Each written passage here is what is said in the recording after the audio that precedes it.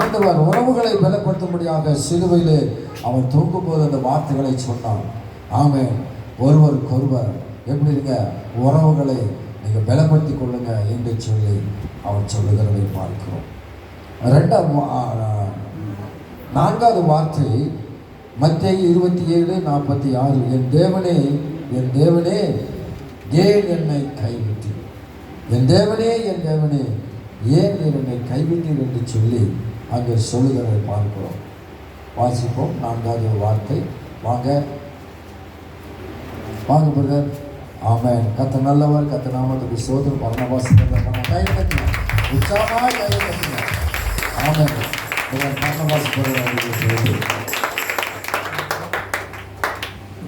தலைகளை தாழ்த்தி சொல்லிக்கலாம்.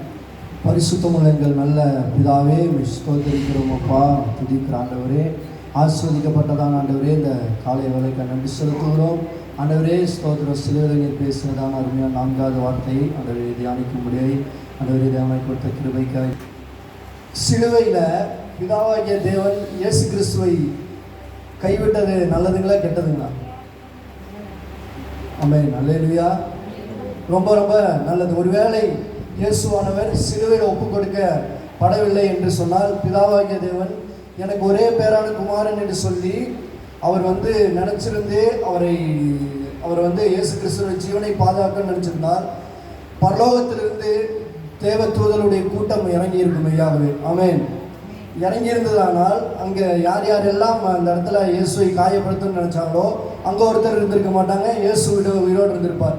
ஆனால் என்ன இருக்காது, தீர்க்க தரிசனங்கள் நிறைவேறி இருக்காது. ஆமென். அல்லேலூயா. ஆதியாகமத்தில் 3ஆவது அதிகாரத்தில் சொல்லப்படுது, உன் வித்துக்கும் அவள் வித்துக்கும் பகை உண்டாக்குவேன். அந்த தீர்க்க தரிசனம் நிறைவேறி இருக்காது, எதுவுமே நிறைவேறி இருக்காது. ஆமென். அல்லேலூயா. ஆனால் இயேசுவானவரை பிதாவாகிய தேவன் சிலுவையில் கைவிட்டபடினால சகலமும் நமக்கென்று அவருக்கென்று ஒப்பு கொடுக்கப்பட்டிருக்கிறது. ஆமென். அல்லேலூயா. ஒப்பு கொடுத்தபடினால தான் என்ன நடந்ததுங்க, இயேசுவானவர் ஆரம்பத்தில் இயேசுக்கு அது எப்படி இருந்திருக்கும், ரொம்ப கஷ்டமாக இருந்திருக்கும். அதனால தான் கெத்செமனே தோட்டத்தில் வியாகுலப்பட்டு என்ன பண்ணுறாரு, இரத்தத்தின் பெருந்துளிகள் அப்படியே வேர்வையாக சிந்ததை நம்ம பார்க்குறோம். ஆனால் கைவிட்டார், சிலுவையில் ஏறினார், அவருடைய ஜீவன் போச்சு. அதுக்கு பிறகு என்னாச்சுன்னு பார்த்தீங்கன்னா, பிலிப்பியரில் சொல்லப்படுது, இயேசுவின் நாமத்தில் வானோர் பூதலத்தோர் பூமியின் கீழானுடைய முழங்கால் யாவும் முடங்கும், நாவுகள் யாவும் கர்த்தரே தேவன் என்று அறிக்கை பண்ணும் அப்படின்னு சொல்லப்படுது. ஆமென். அல்லேலூயா. அப்பேற்பட்ட ஒரு உன்னதமான ஒரு உயர்வை யார் கொடுத்தா? பிதாவாகிய தேவன் இயேசு கிறிஸ்துவுக்கு தன்னுடைய சொந்த ஒரே பேரான குமாரனுக்கு அப்படிப்பட்ட ஒரு இது சிலுவையில இயேசுவை அவர் கைவிட்டதுனால அவருடைய வாழ்க்கையில கிடைத்த ஒரு மிகப்பெரிய வெற்றி. ஆமென். அல்லேலூயா. அது மாத்திரம் இல்லைங்க, நீங்க வேதத்துல பார்த்தீங்கன்னா யோசேப் இருக்கிறாரு, ஸ்டார்டிங்ல அவர் குழியில போட்டது என்னது, அவங்களுக்கு கிடைச்ச பெரிய வெற்றி தான், கைவிட்டது போல இருந்துச்சு. ஆனால் முடிவில் பார்த்தீங்கன்னு சொன்னால் 30வது வயதில் ராஜாவாக நிற்கிறார். ஆமென். அல்லேலூயா. எவன் போட்டானோ அவனே ஒரு வேளை சாப்பாட்டுக்கு என்ன பண்ணுறான், அந்த ராஜாவாக இருக்கிற பார்வனுடைய கரங்களில் அவன் என்ன பண்ணுறான், அவனை ஏந்து நிற்க வேண்டியதான ஒரு சூழ்நிலை. உங்களோட இந்த சங்கீத புஸ்தகத்தில் சொல்லப்படுது, உபத்திரவப்பட்டது நல்லது, அதனால் உங்களுடைய பிரமாணங்களை கற்றுக்கொள்ளுகிறேன் அப்படின்னு சொல்லப்படுது. உங்களுடைய வாழ்க்கையில் கூட நீங்கள் சொந்த பந்தங்கள்னால நீங்கள் இருக்கிற இடங்கள்ல இப்படி ஒவ்வொருத்தனாலே கைவிடப்பட்ட சூழ்நிலையில் இருக்கிறீங்களா? ஆமென். நீங்கள் நினச்சிக்கோங்க, இயேசுவை தேவன் பிதாவாகிய தேவன் கைவிடப்பட்டதுனால தான் அவர் பரலோகத்தில் உன்னதமான ஒரு நிலையை அடைய முடிஞ்சிச்சு. ஆமென். இயேசு கிறிஸ்துவை இல்லாமல் எவனும் ஒரு மனுஷனும் எங்கே போக முடியாது, பரலோகத்துக்கு போக முடியாது.